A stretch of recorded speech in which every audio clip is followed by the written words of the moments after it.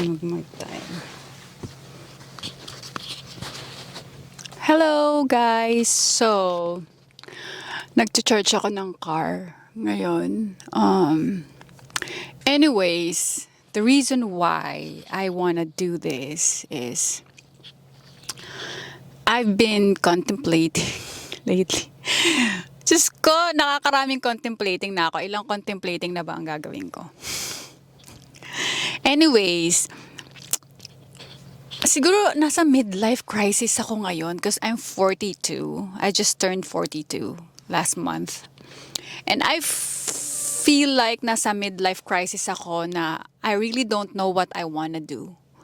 What makes me happy, something like that. I have a regular job, but at the same time, I also have my side hustle, which the craft fair, I do crochet and other crafty stuff on the side. But lately, I haven't done any craft fair yet because I've been really thinking and analyzing everything, like, which one is profitable, which one is not, because I tried it last year and I didn't even get my money back. Anyways, so lately, ang dami kong iniisip, like, ano ba talaga yung gusto ko sa buhay? Parang, saan ba talaga ako magiging masaya? Sa pagka-craft fair ba? But doing crochet really makes me happy. One, that's number one. And I make my own clothes, and then I sold some stuff, some crochet clothes and whatnot. Anyways, tapos lately naisip ko magtayo ulit ng isa pang business or ng ibang business. Actually, I've been praying na, Lord, sabi ko, ano ba talaga yung gusto ko sa buhay? Ano ba talaga yung business na gusto ko? All I know is ayoko nang maging empleyado. I don't wanna be an employee anymore. Yung dinidiktahan ka, sinasabi sa'yo yung anong gagawin mo, etc., etc. Like those kind of stuff. Like every day you work with deadlines. Tapos hindi ka naman masaya, but because you gotta earn a living, you gotta earn some money, so ginagawa mo siya just because you need it, but hindi ka masaya. So nandun ako sa point na yun na I'm not really happy with what I'm doing right now. Actually, ilang years na bago pa ako mag-42, parang 2 years ago, yun na talaga yun. Ayoko na talaga ng ginagawa ko. Parang nakakapagod na. Ano ba talaga yung gusto ko? Kasi graduate ako ng communication arts. Tapos nag-took ako ng master's sa film.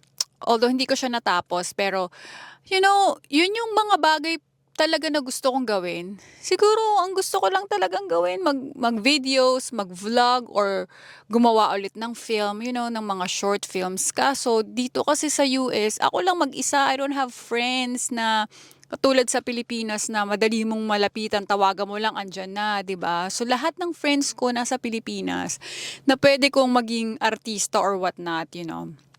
Tapos nag-isip din ako na gusto kong mag-podcast kasi I've been feeding stray cats here, helping, the cats in the community as well.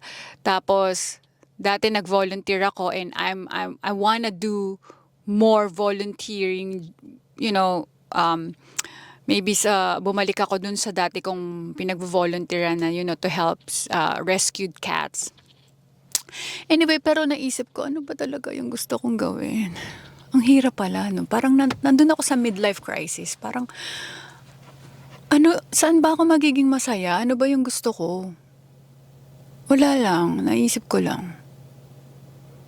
'Di ba? Anyways, yun lang yung mga bagay na tapos kahapon, dahil work from home ako, so nung lunch break ko, after kong kumain ng lunch, dahil lunch break ko, kasi ang dami kong ring work talaga.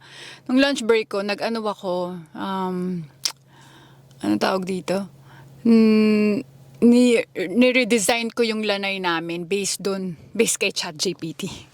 Although hindi siya exactly dun sa sinabi ni ChatGPT ha, pero ginawa ko siya. Nilabas ko yung couch namin dun sa isang kwarto, tapos nilagyan ko siya ng carpet kasi meron kaming extra carpet.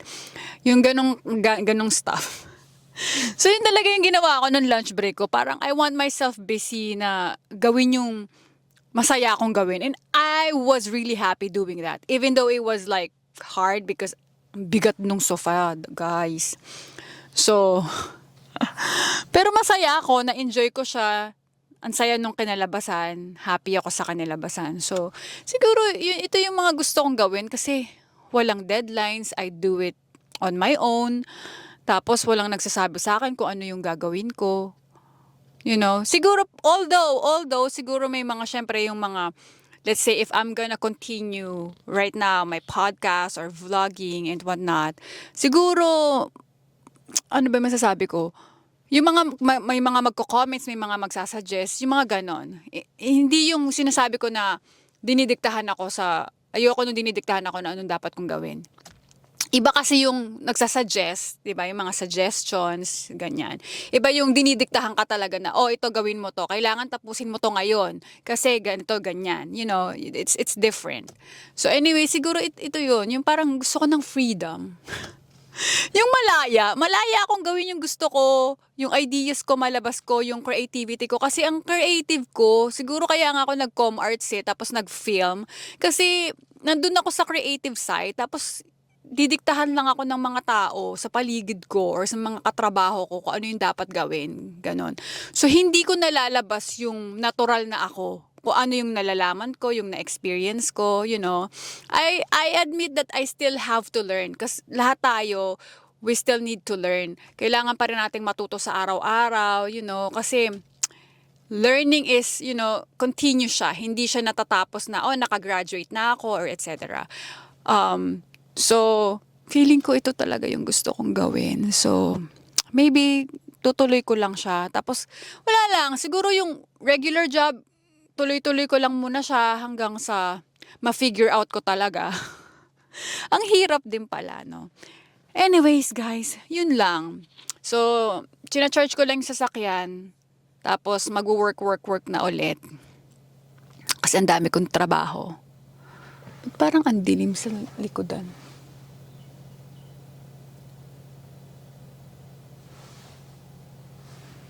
Parang kanina ang dilim ng likod. Anyways, yun. So, ayun lang. So, bye-bye. See you again later.